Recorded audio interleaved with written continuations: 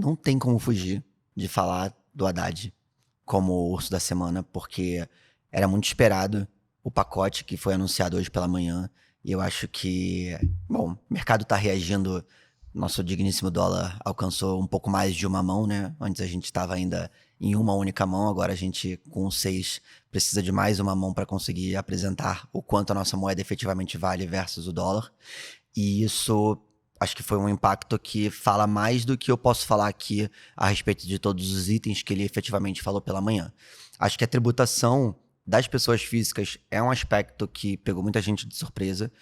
Acho que é um ponto que pode penalizar em outros ambientes a indústria como um todo.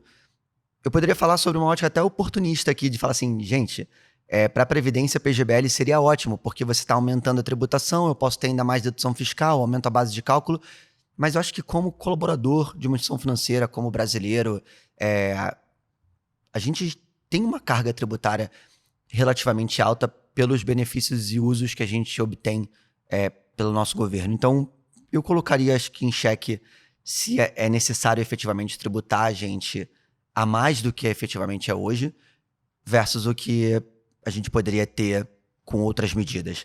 O trabalho hoje do ministro da Fazenda é difícil. Assim, pelo amor, é muito fácil eu estar sentado nessa mesa e chamar ele de urso, mas ao mesmo tempo é esperado que ele olhe para o todo e entenda os aspectos que possam ser possam gerar conflito, possam gerar impacto, possam atrair, por exemplo, investidores ou até mesmo afastar investidores. Então, as premissas que estão sendo colocadas na mesa nesse momento são de afastar os investidores. Não só o investidor estrangeiro, que muito se fala, mas inclusive um empresário hoje, tomador de decisão, se ele, vai aumentar a força de trabalho dele, se ele vai aumentar, construir uma nova planta, contratar mais pessoas, investir na dinâmica financeira do negócio dele como um todo, ou se ele vai, por exemplo, se manter estagnado com medo de dar um próximo passo. Eu acho que isso é um impeditivo para a nossa economia de uma maneira geral. Então, se o objetivo era tentar endereçar temas, talvez a percepção total acabou sendo um pouco invertida nesse cenário, tá? Tá certo. Vamos ao... Você ia falar mais alguma não, coisa? ia tentar pular já pro nosso touro, mas posso falar do touro ou não, vamos falar a gente os vai outros fazer ursos? a primeira Perfeito. rodada dos ursos e depois a rodada dos Desculpa, touros. eu juro que eu vou aprender. Queria passar a palavra para Lari, porque, pelo que eu sei, o urso da Lari também é mais ou menos aí nessa direção. O meu urso também é o nosso ministro da Fazenda, mas que de um ponto de vista diferente.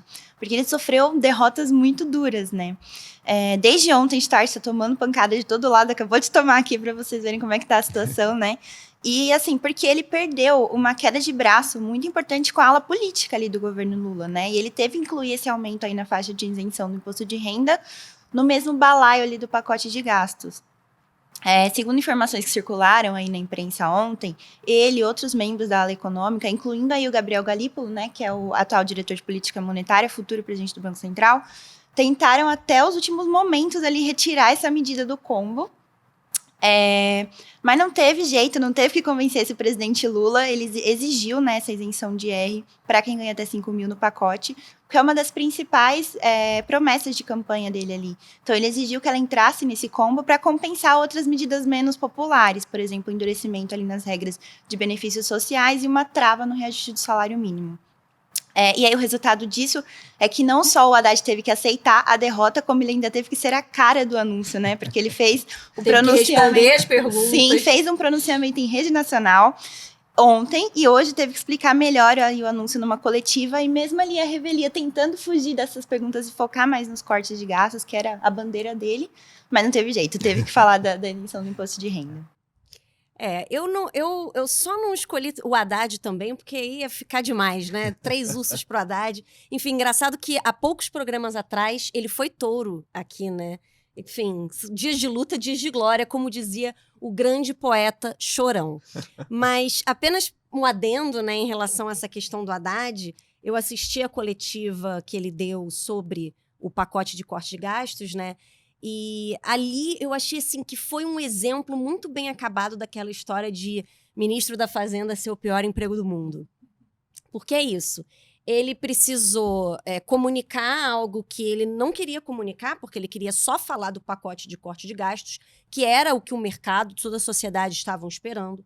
Mas, provavelmente porque essas medidas são impopulares, o Lula quis porque quis dar um aceno para sua base, enfim, dar um aceno também para os seus eleitores, entregando ali antecipadamente um anúncio de uma promessa de campanha. Vale lembrar que ainda não tem texto nenhum dessa questão da isenção do imposto de renda. A gente não sabe exatamente como vai ser ainda. Se eu não me engano, é para 2026, seria, né? Exato. Eles enviariam a proposta no que vem para só entrar em vigor em 2026. Então a gente... que já era o plano original, que já vinha sendo falado.